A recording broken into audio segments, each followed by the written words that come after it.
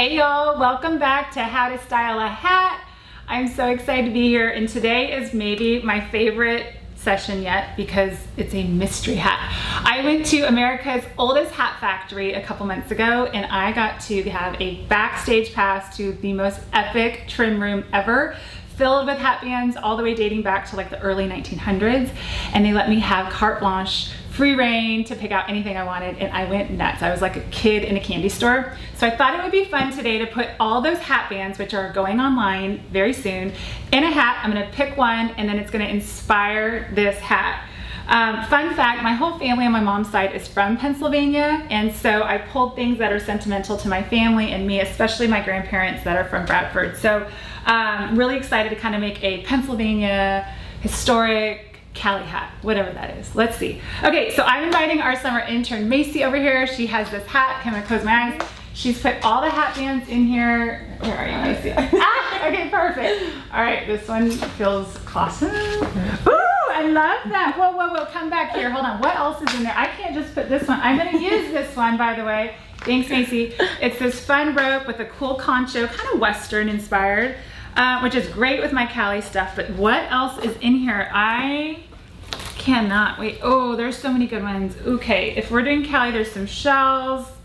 A little bit of turquoise never hurt anyone. Okay, let's do that. I love the number 3, we'll do 3. More on those bands later. All right, well, you guys know I love to start with the real estate, which I call the hat band. It kind of holds everything together. I pulled this kind of beachy boho look for this beige wide brim. This is our beige Stevie. She's like a good old pair of jeans. She goes with everything. She literally will pull any outfit together, and it's just a neutral hero in your closet that you're gonna love and love. We love her. Okay, so our beige Stevie is gonna get this cool band. I love how this has eyelash fringe everywhere. If you don't know what eyelash fringe, it's this really fun kind of organic, really light and airy fringe that looks like eyelashes, you know? It's just such a fun little touch that adds this boho vibe and just perfectly imperfect look. Okay, so I just tied that on with a simple knot. I went with a really wide band because I want to layer a lot of bands. Before I bring in some of these Pennsylvania ones though, since we're going a little boho, I want to add a little lace. I'm a big believer you can never have too many bands. You can never have too many things at all on a hat. I mean, it's a piece of art. It should represent however you're feeling that day, your mood. But I really think more is more on a hat. It just brings so much texture, life, and storytelling, right? So speaking of storytelling, I got a random email, and I mean like literally it was, I don't know, I think in May, and a lady emails me and she goes, hey, I have access, I work at the oldest hat factory in America, we are closing, and I have access to all this trim. We love what you do at Flea Style. Would you be interested? And I'm like, yeah, how in the heck can I get access to these? Are you gonna email me photos? What? And she goes, well, I'm not the most tech savvy. Could you get here? I'm like, are you inviting me to the oldest hat factory in America? Can I come today? So I literally booked a flight the earliest I could, found childcare for my kiddos, and boogied my way over to Denver, Pennsylvania, and met with the most wonderful family that have been literally making hats since like the turn of the century. I mean, it's just wonderful, and their history was unbelievable. I was teary-eyed and weeping the whole time because it just was one of those places that, you know, gives you goosebumps. It had history dripping from every wall, the machines, everything about it. It was just pure magic, and they take me back. By the way, I show up at 5 a.m. because I got there late the night before. I had to turn around quick to get home to my kiddos. And so I show up at 5 a.m., which they were so sweet to accommodate me with the birds. And I bring in my coffee. I show up bright-eyed, bushy-tailed. I mean, it was like Christmas morning for me. And they show me this room, and I'm like, oh my gosh, I gotta stay another day. Like, I'm not leaving this place. But I was quick and ended up making it all happen. It was magical. It was full of leather trim, ribbon trim, all sorts of, gosh, I mean, anything you can think of, turquoise, raw fabrics. I mean, they had dust on some of these boxes. They had been there for so long. We're talking like since the 20s and 30s. So I had a ball. I ended up filling, I think, maybe 6 suitcases. Got it all back here. They had to ship a ton of it too, and it was just truly a highlight of my career. I love anything old. My daughter always says my favorite color is rust. She's not talking about the color rust, she's talking about rust.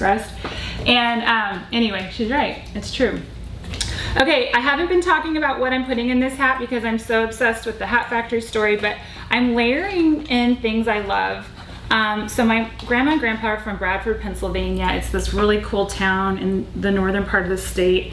And I got to go visit it recently when my grandfather was sick, and it was just so cool to see it before he passed away.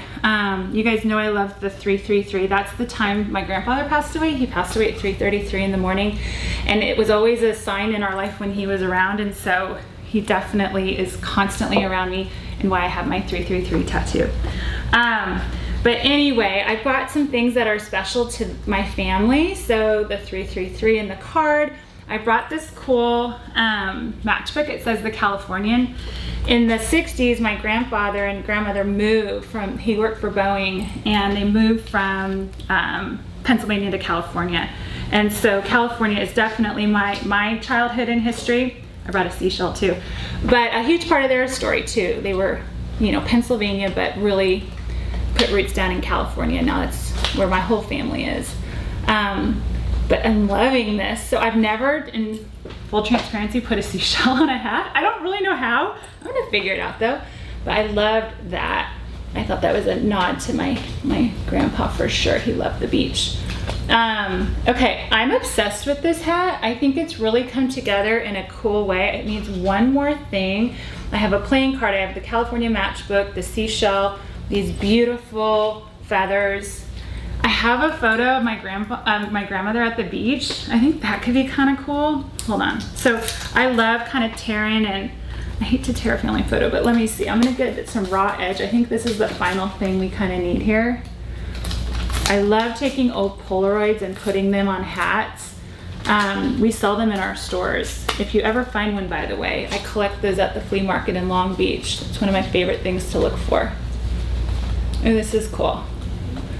Oh, I love this. Okay, so I ended up doing 2 of the hat bands from Pennsylvania. I layered in the fabric, the lace, and then over here have a Polaroid family photo, the 3, the matchbook, a seashell, a fun feather party, and then sometimes I like to trim these on the back, but I think that they're pretty organic and cool left that way. I kind of love a little tail sometimes.